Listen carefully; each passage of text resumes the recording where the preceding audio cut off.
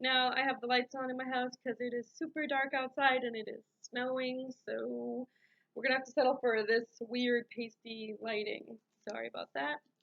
I will be reviewing iBoy by Kevin Brooks, which goes search, shock, and destroy. Goes back, her hero.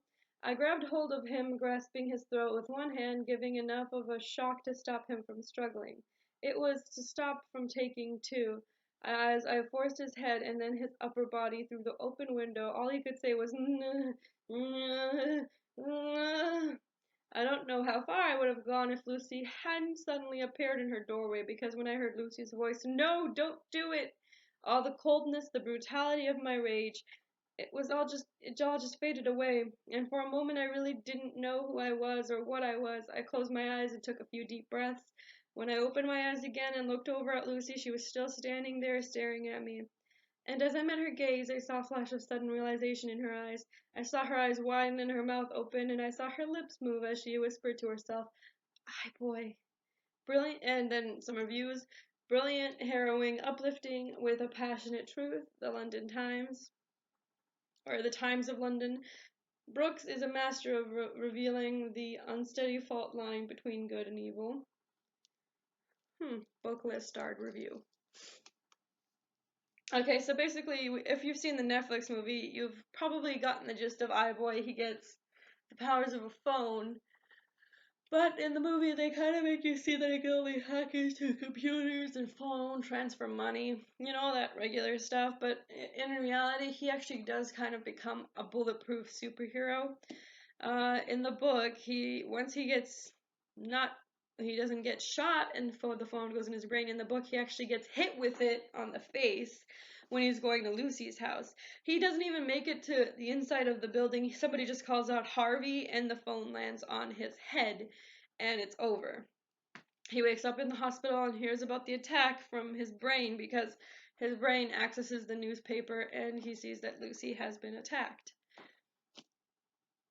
Now, basically, Tom realizes he has kind of powers because strange things keep happening to him, and it just doesn't add up. He not only can hack into computers and other phones and take funds and put it into his bank account, or his grandma's to help with the rent, but he doesn't take like much. He only takes like $1 from all the richest people in the world. They wouldn't even notice that. They wouldn't even think twice about that. But Tom also can create a force field around himself.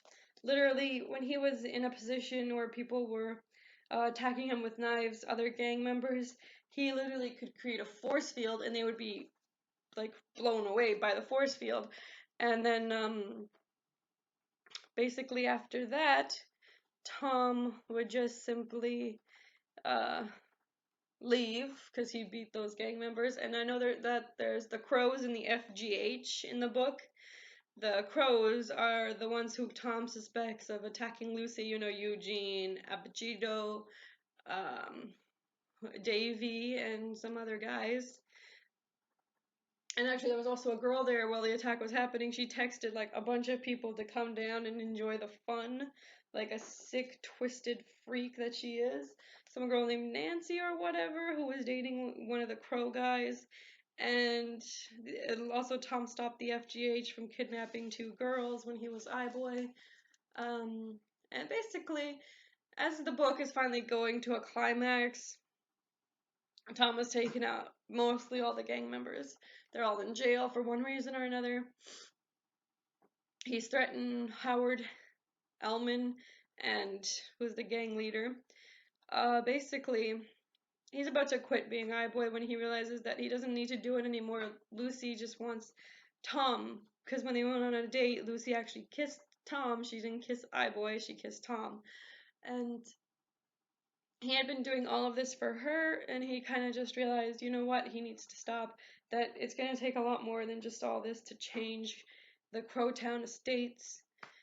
And around that time, that's when Elman is found in his apartment. Elman knocks on the door, and there's like one of the guys holding a gun to Lucy's head that's taped to her head, and tells him, if you even move, if you even do anything, she will blow your little girlfriend's brains out. And Tom, of course, doesn't move, and they put his grandma locked up in a room.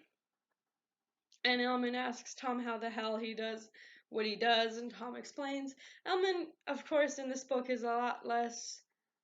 Well, he has a lot less finesse. I think they actually improved on him in the movie because he's more sophisticated and he tries to get the hero to work with him and blackmails him into doing it, when the one in the book just simply kills him because, oh, you're obviously too righteous to work with me. Well, how the fuck do you know that? You've got two people who he cares about. Why not give it a shot and force him to work with you? Basically, he takes them to a warehouse to kill them, but instead, Tom fights back, and as Elman is about to try to rape Lucy, Tom has his powers momentarily taken away because there's no reception. He needs a signal to be iBoy, but he finds static in the electricity in the air, and electricity all around because of the amount of electricity in the world. Fuses that into his body, and then boom, becomes iBoy again, and shocks everybody. Everybody's dead on the floor. He actually kills some people, and then Elman realizes his hour is up. Tom looks at him, boom, and explodes the phone in Elman's chest cavity, and Elman's dead. Tom and Lucy go back to the estates. They try to live their lives. He knows that she found out he was iBoy in the crudest way, but she doesn't seem to care that he's iBoy. She's just happy that he's okay and alive and that they made it through. They did some interview with the police, who were always kind of suspicious of Tom and where the hell he was going late at night. And basically the story ends kind of right there. And it's kind of a happy ending. It's a peaceful resolution.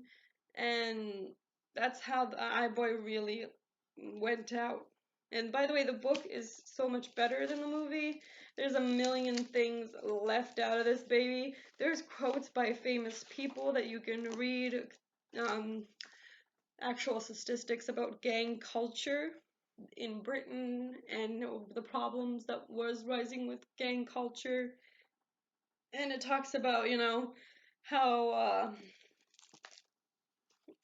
how there is room for change. Oh yeah, and also Lucy was a blonde girl with a crooked smile. Tom was blonde with blue eyes. So yeah, that's something to think about. Also, the characters don't look exactly like Maisie Williams and Bill Miner in the movie. But this is nonetheless a terrific read. I recommend it highly to anybody interested in some young adult genre. I mean, it's a twist. He's literally an iPhone, a walking, talking human Duracell battery.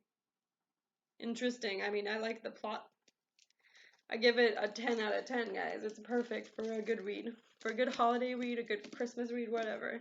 Okay, that has been my comprehensive, almost random review of iBoy by Kevin Brooks. I hope you guys join me for my next review. Have a happy holidays. This has been Hello Awesome with your Daily Dose of Awesome. Bye, guys!